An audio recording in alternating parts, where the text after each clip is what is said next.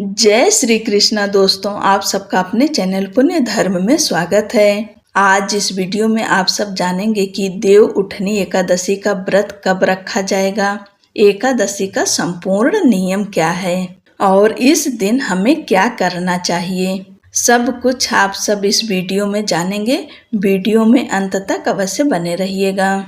और दोस्तों, वीडियो अच्छी लग रही हो, जानकारी पसंद आ रही हो तो चैनल को लाइक शेयर जरूर करें, सब्सक्राइब करना ना भूलें। कार्तिक मास में आने वाली शुक्ल पक्ष की एकादशी को देवोत्थान या देव उठनी या प्रबोधनी एकादशी कहा जाता है। यह एकादशी दीपावली के बाद आती है।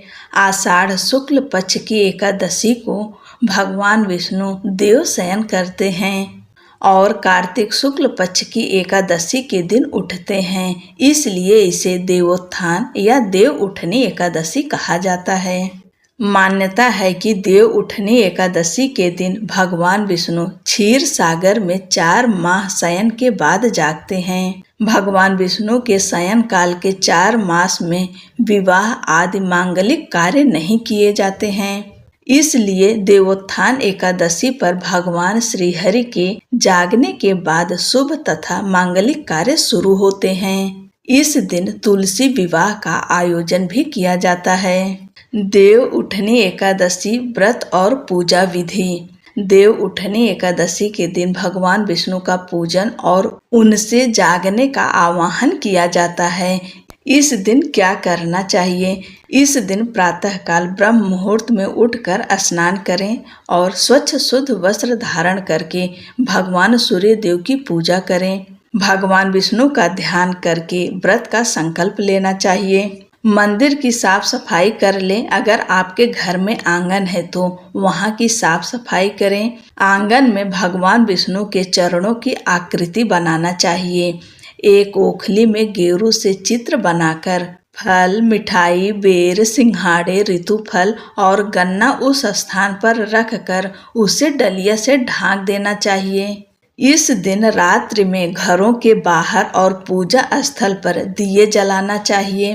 रात्रि के समय परिवार के सभी सदस्य को भगवान विष्णु समेत सभी देवी देवताओं का पूजन करना चाहिए। इसके बाद भगवान को शंख, घंटे आदि बजाकर उठाना चाहिए और ये शब्द बोलना चाहिए: उठो देवा, बैठा देवा, अंगुरिया चटकाओ देवा, नई सूत नई कपास, देव उठाएं कार्तिक मास। इस तरह से बोलकर भगवान से आग्रह करते हैं, भगवान उठिए और हमारी पूजा में शामिल होइए। ऐसे बोलकर भगवान को उठाया जाता है। इस दिन तुलसी विवाह का आयोजन किया जाता है। तुलसी के वृक्ष और शालिग्राम की यह शादी सामान्य विवाह की तरह पूरे धूमधाम से की जाती है, क्योंकि तुलसी माता को विष्णु प्रिया भी कहते हैं। इसलिए देवता जब जागते हैं तो सबसे पहली प्रार्थना हरि वल्लभा तुलसी की ही सुनते हैं। तुलसी विवाह का सीधा अर्थ है तुलसी के माध्यम से भगवान का आवाहन करना।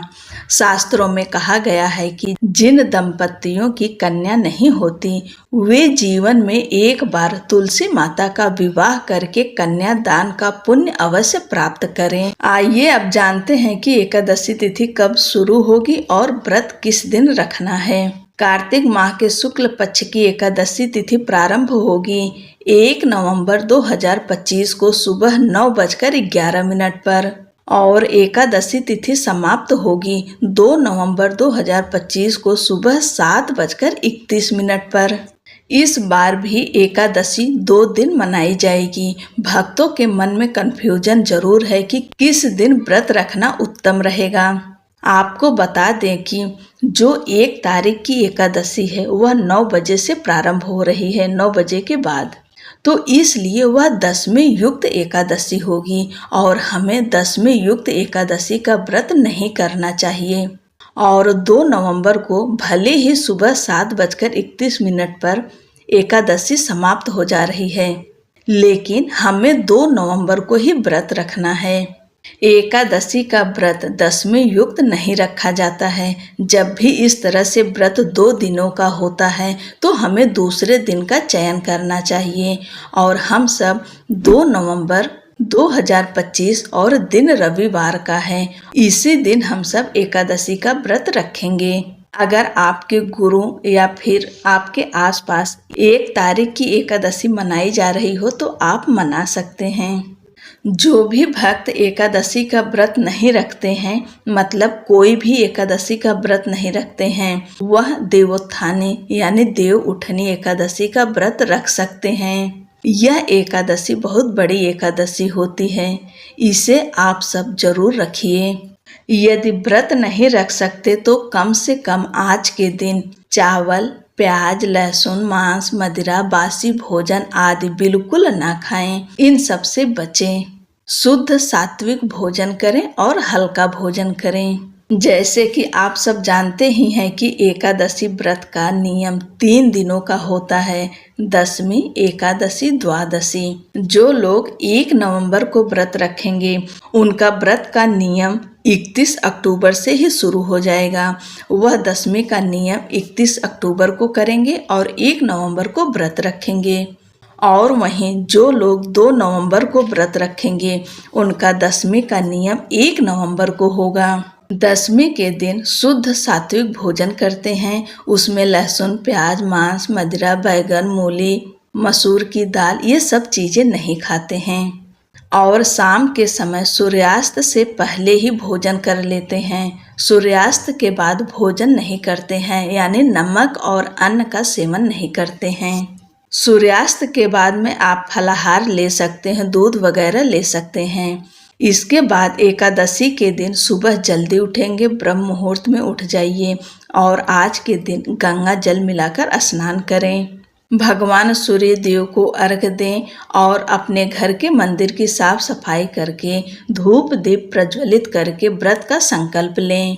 भगवान विष्णु और माता लक्ष्मी का विधि विधान के साथ पूजा करें। भगवान विष्णु को पीला चंदन अर्पित करें, माता लक्ष्मी को सिंदूर अर्पित करें। अपने सामर्थ्य के अनुसार जो कुछ भी आपके पास हो, भोग, प्रसाद, फल जो कुछ भी हो वह अर्पित करें। इस दिन ज्यादा से ज्यादा ओम नमो भगवते वासुदेवाय नमः मंत्र का जाप करें। देव उठनी एकादशी व्रत कथा सुननी या पढ़नी चाहिए। आज के दिन व्रत कथा अवश्य सुनें। भगवान लक्ष्मी नारायण की आरती करें और जैसे भी आप व्रत रखते हैं फलाहार निर्जल आप व्रत रखिए। इसके बाद में दिन भर व्रत रखिए। शाम के समय फिर से विधि विधान के साथ भगवान विष्णु की पूजा करें, आरती करें।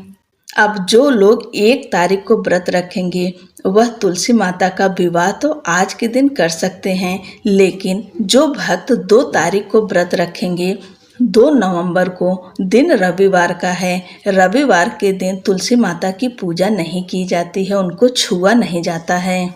ऐसे में आप सब चाहें तो 1 नवंबर को सात्विक भोजन करके शाम के समय आप तुलसी माता का विवाह, तुलसी माता की पूजा कर सकते हैं, लेकिन 2 नवंबर को नहीं करेंगे, रविवार है। या फिर आप सोमवार के दिन यानी 3 नवंबर को भी तुलसी माता की पूजा विवाह कर सकते हैं।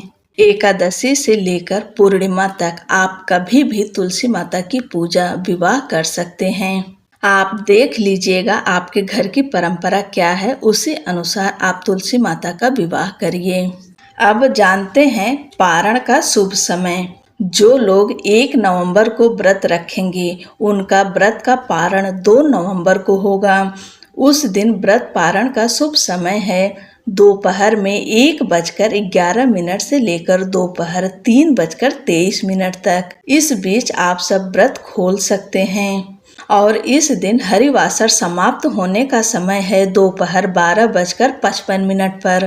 कभी भी एकादशी व्रत का पारण हरिवासर के समय नहीं करना चाहिए। हरिवासर समाप्त होने के बाद ही व्रत का पारण किया जाता है। जो भक्त 2 नवंबर को 2 तारीख को एकादशी का व्रत रख रहे हैं उनका व्रत का पारण 3 नवंबर को होगा।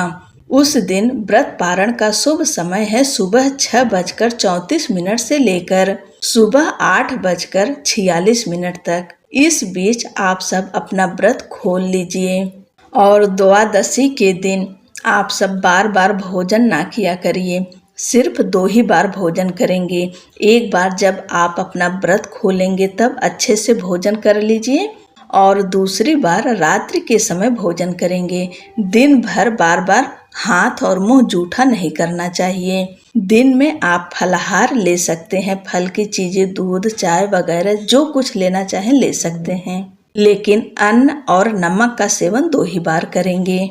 और द्वादशी के भोजन में आप सब लहसुन, प्याज और जो भी खाना आपका बनेगा वह सरसों के तेल में नहीं बनेगा, उसे आप घी में बना लीजिए या मूंगफली के तेल में भी बना सकते हैं। आशा करती हूँ कि यह वीडियो आप सबके लिए उपयोगी होगी। आप सभी को देव उठनी एकादशी व्रत की ढेर सारी शुभकामनाएं। जय श्री कृष्णा। राधे राधे।